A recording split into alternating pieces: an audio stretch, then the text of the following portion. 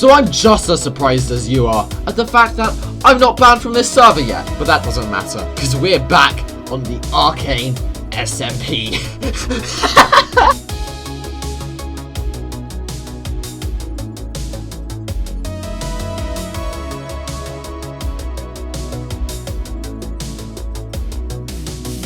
So you fellas know how the whole point of this SMP is that there are unique abilities and powers and stuff, right? Well, I figured I'd take you guys on a whirlwind tour of all the wacky dimensions that this new data pack adds. This is the Underdark.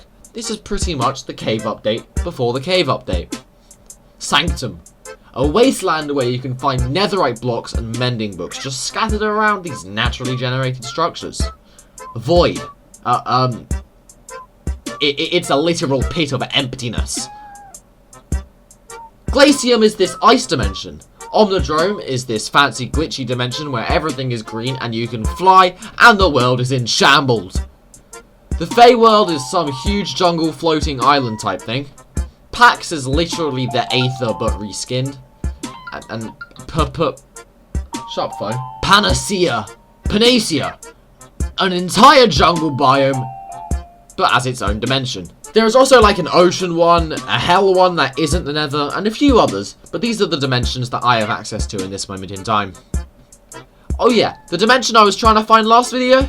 Yeah, that's the Omnidrome one. Regardless of these fantastic additions, I decided, hey, what if I stayed in the overworld? So I did.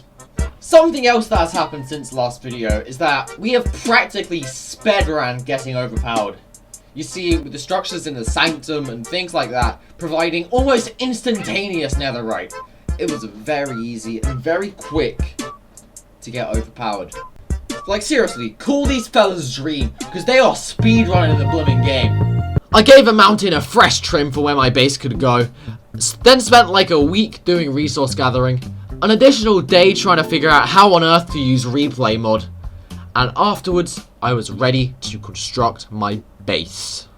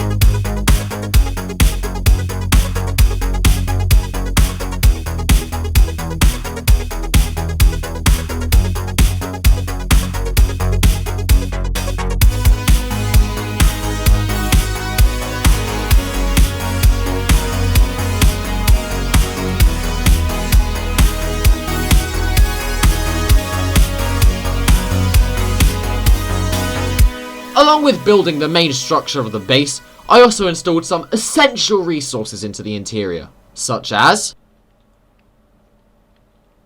floor, clothing, food, engine,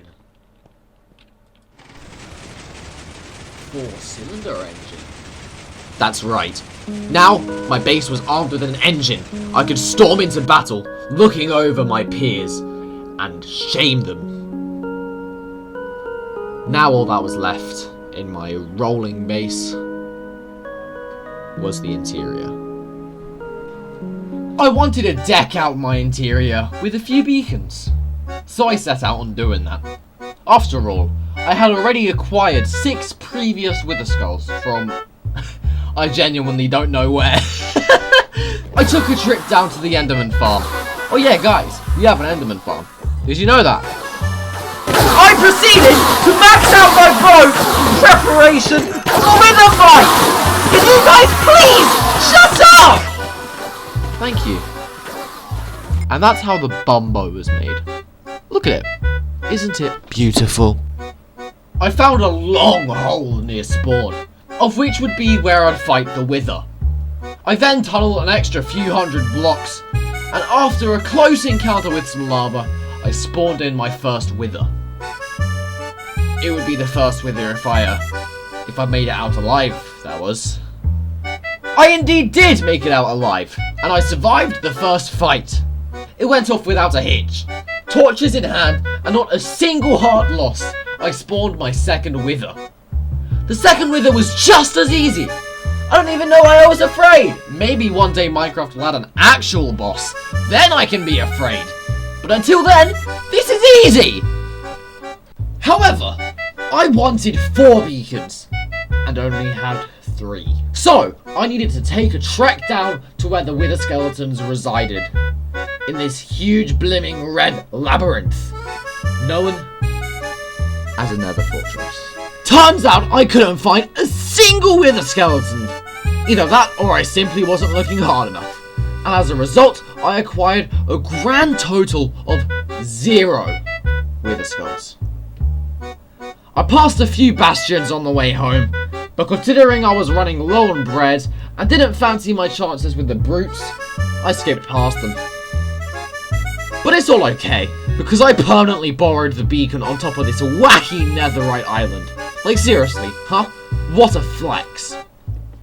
I then marked out the spots where my beacons would be located, with a huge netherrack square. The idea for my base is that it's like a dystopian future or whatever, right? So I figured the beacons would almost act as satellites, almost like the inhabitants of my base were trying to get this fragment of a city back to the future. Get it back into its world. And these satellites are desperately trying to connect with their alien waifus in the future. So, I went on a tad bit of resource gathering, and then I got to work.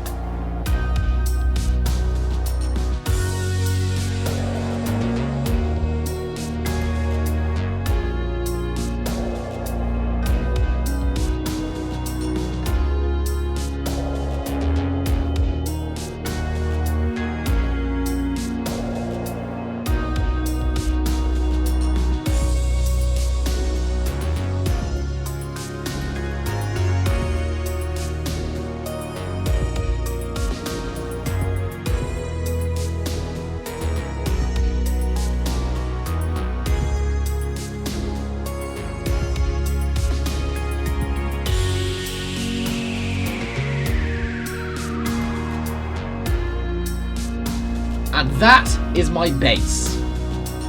Of course, I have to show you all the interior. Come, come! Listen to past me give you a tour of my base. Alrighty, so, you know, I know in the recording, right, that I said, you know, oh look, it's gonna be past me. That's a lie. Hi, future me here, although technically it would be, you know, seeing it, so technically both versions would be past me, but whatever. To get in, we go up this lovely, you know, very convenient ladder here. There's nothing in here. This is the rest and relaxation room with no roof. Now this is where all the magic happens. I've got my absurd array of just disorganized chests. And then I got this,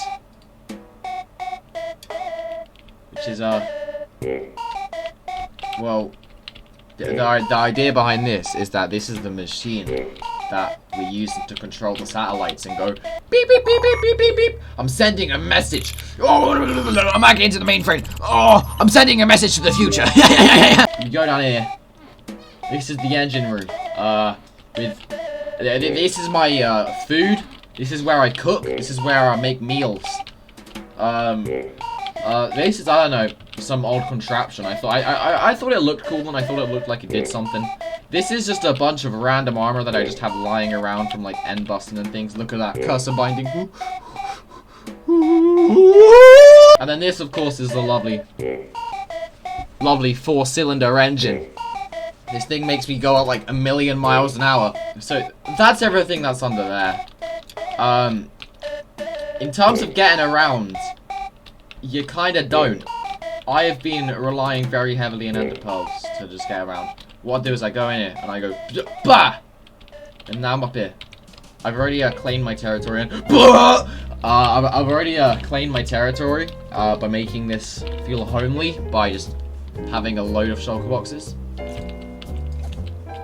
Don't mind the neighbors. The neighbors are chill. This is where my bed would go if I wasn't poor as balls. And now, actually, no. I have got one more machine to show you. This. You might be wondering what happens when I flick it. Well,